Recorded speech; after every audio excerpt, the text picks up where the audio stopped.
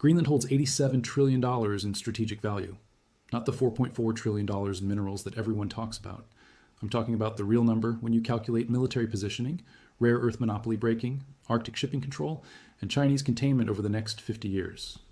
Here's what nobody's telling you. This isn't about Trump's ego. This isn't about expanding the map. This is about preventing America's technological and military dominance from collapsing within the next 2 decades. And the path to collapse runs directly through a frozen island that most Americans couldn't find on a map. Right now, as you watch this video, China controls 80% of the world's rare earth element processing. The same rare earths that go into every F-35 fighter jet, every precision-guided missile, every smartphone, every electric vehicle, every wind turbine. Without rare earths, America cannot build the weapon systems that maintain military superiority, cannot manufacture the technologies that drive economic growth, cannot compete in the industries that will define the 21st century. And Greenland holds the second largest rare earth deposit on Earth.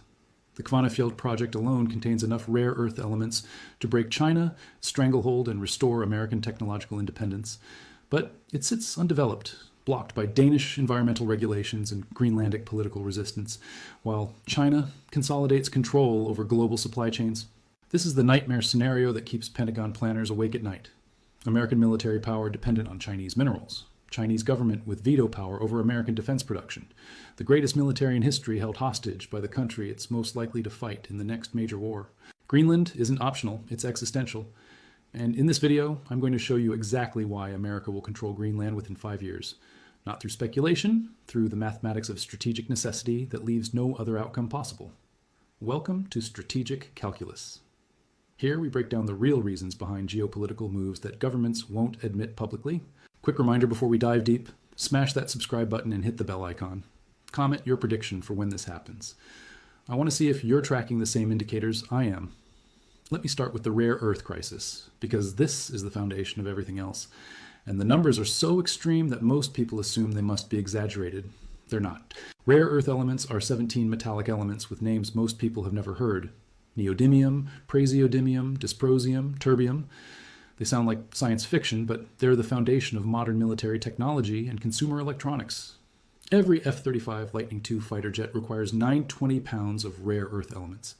Every Virginia-class submarine uses 9,200 pounds. Every Patriot missile system, every satellite, every advanced radar, every precision guidance system depends on rare earths for the magnets, lasers, and electronics that make them function. China produces 70% of the world's rare earths and controls 90% of the processing capacity. This isn't because China has all the deposits.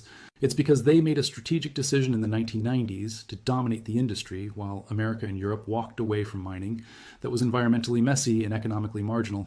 Now that decision is weaponized. In 2010, China restricted rare earth exports to Japan during a territorial dispute. Japanese industry faced immediate supply chain collapse. In 2019, China threatened to cut off rare earth exports to the United States during trade negotiations. The threat was explicit. No rare earths, no F-35s, no advanced missiles, no high-tech military. The Pentagon has been screaming about this vulnerability for a decade. Every defense strategy document, every congressional testimony, every classified briefing comes back to the same terrifying reality. America cannot sustain great power competition while dependent on Chinese rare earth supplies. Greenland changes this equation completely. The Kvanefjeld deposit contains 1.5 million metric tons of rare earth oxides. That's enough to supply American defense and technology industries for decades while breaking Chinese pricing power. Other deposits across Greenland could add millions more metric tons once exploration intensifies. But here's the problem. Denmark and Greenland have blocked development. The Greenlandic Parliament banned uranium mining in 2021, which effectively killed Kvanefjeld because uranium is a byproduct of the rare earth extraction. Environmental concerns, indigenous rights, fishing industry protection. All legitimate issues, all completely irrelevant to American strategic planners facing Chinese rare earth dominance. This is why the rare earth issue alone justifies American control of Greenland, not because America doesn't care about environmental concerns, because environmental concerns become secondary when national survival is at stake. And make no mistake, military dependence on a hostile power for critical materials is a survival issue. Now let's talk about the Arctic shipping revolution, because this is the $30 trillion component